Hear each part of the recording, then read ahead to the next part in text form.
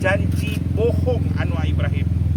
Rejim campuran ini dikenali sebagai NATO, no action talk only, dan kerajaan sembang kari.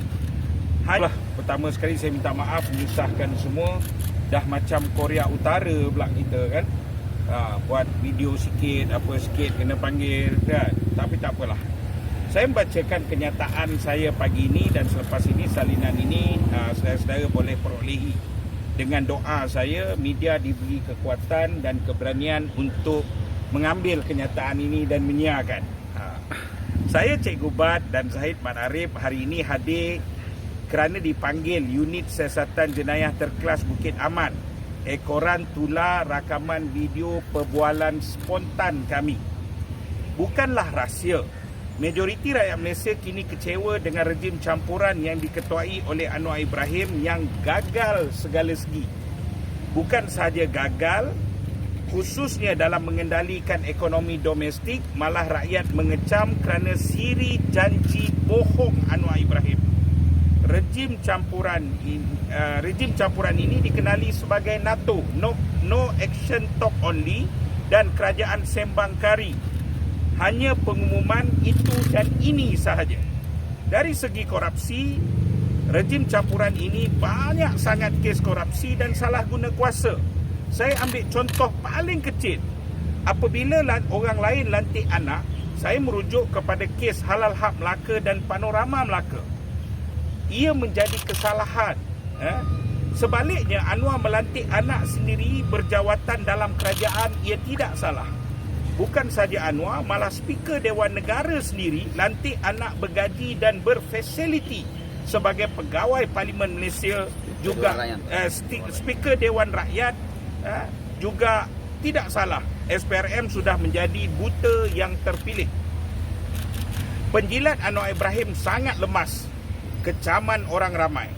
Namun mereka telah menggunakan berita yang di-Pertuan Agong hadiah kenderaan mewah kepada Anwar sebagai benteng hadapi kecaman tersebut. Kononnya rakyat perlu henti kecaman kerana yang di-Pertuan Agong sangat baik dengan Anwar. Namun ini boleh dilihat di hampir semua media. Kita pergi kepada semua media, tengok komen rakyat di media sosial, di mana berita ini telah menyebabkan yang di-Pertuan Agong turut terpalit kecaman rakyat terhadap Anwar Ibrahim. Tindakan menggunakan yang di-Pertuan Agong sebagai benteng kecaman ini adalah tindakan biadab dan kurang hajar. Tidak ada mana-mana bahagian dalam 5 minit 46 saat dalam rakaman perbualan spontan itu menghina yang di-Pertuan Agong. Malah dalam rakaman itu, ia membela yang di-Pertuan Agong dan menjelaskan kepada orang ramai bahawa YDPA ialah harapan rakyat yang ada dalam menyelamatkan negara yang kelihatan menuju negara gagal. Maka jelas siasatan ke atas kami merupakan intimidasi dan bertentangan dengan perlembagaan negara yang menjamin hak dan kebebasan rakyat bersuara. Kami disiasat di bawah Akta Hasutan, di mana Anwar serta PH janji mansuhkan. Kini bukan sahaja tidak mansuh, sebaliknya rejim campuran ini menggunakan secara melampau dan sesuka hati. Ditegaskan perbualan spontan ini bukan dirakam atau ditular oleh kami. Bukan kami rakam, bukan kami yang tular. Maka siasatan di bawah Akta SKMM ke atas kami, dan jika gadget kami dirampas, ia merupakan satu intimidasi dan salah guna kuasa yang jelas. Saya tegaskan di sini, kerana itu saya membuat keputusan saya tidak akan menyerahkan gadget saya, kerana memang saya dalam itu, tapi bukan kita terlibat dalam menyiarkan atau apa saja. Kalaulah saya ditangkap hari ini kerana tidak menyerahkan gadget, saya tetap tidak akan menyerahkan gadget. Saya pernah bagi kerjasama dengan polis semua, tetapi kali ini ia nampak sangat proses intimidasi. Di kesempatan ini, bagi pihak pembela tanah air, saya ingin menggesa, dengar betul-betul, taikun kapitalis tamak dan ahli politik korup yang mengheret dan melantik Raja Melayu dan kerabat dalam syarikat mereka bagi menghalalkan rompakan dan tindakan hina ini, ia adalah menghina institusi Raja-Raja Melayu itu. Apa saya maksudkan? Saya bagi contoh yang sangat jelas. 6 Februari 2024, Redtone Engineering Network Services Niam Berhad atau RENS telah mendapat kontrak bernilai 398.1 juta untuk laksana kerja komunikasi kerajaan. Namun pada 13 Februari 2024, RENS telah sub kerja tersebut kepada sebuah syarikat lain, Awantech, dengan harga 294.27 juta. RENS, Redtone, beri projek itu kepada Awantech dan buat untung atas angin 103.83 juta. Hanya dalam masa seminggu, wang rakyat kita hancur digunakan. RENS beri kepada Awantech berdasarkan pengumuman di BSKL dengan spek kerja yang sama. Jelas, RENS ataupun Redtone Engineering dan Network ini seolah tidak mampu buat kerja, maka kenapa kerajaan bagi dia supaya dia boleh sub dekat orang? Apa istimewa Anwar dan Wilson Tan yang menyebabkan perkara ini berlaku? Namun kerjasama ahli politik korup dan taikun kapitalis tamak, mereka cuba lindungi semua perkara seperti ini dengan melantik dan menheret Raja Melayu dan kerabat terlibat dalam syarikat induk syarikat tersebut. Seolah ia strategi mengelak kecaman umum. Mereka menggunakan Raja Melayu as a shield, benteng untuk membuat perkara ini. Namun sebenarnya ia satu pengkhianatan terhadap institusi Raja-Raja Melayu kerana akhirnya mengundang kecaman dan fitnah terhadap Raja Melayu.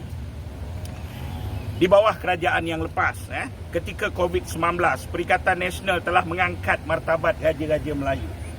Our last government, kita dah push dah till the limit. Tidak pernah lagi dalam sejarah Malaysia moden yang di-Pertuan Agong diangkat sebagai ketua barisan hadapan, main frontliner, sehingga nama dan wajah yang di-Pertuan Agong tersemat di hati rakyat, bukan lagi di dinding-dinding pejabat sahaja. Namun usaha itu kini cuba dihancurkan dengan komplot ahli politik korup bersama taikun kapitalis tamak.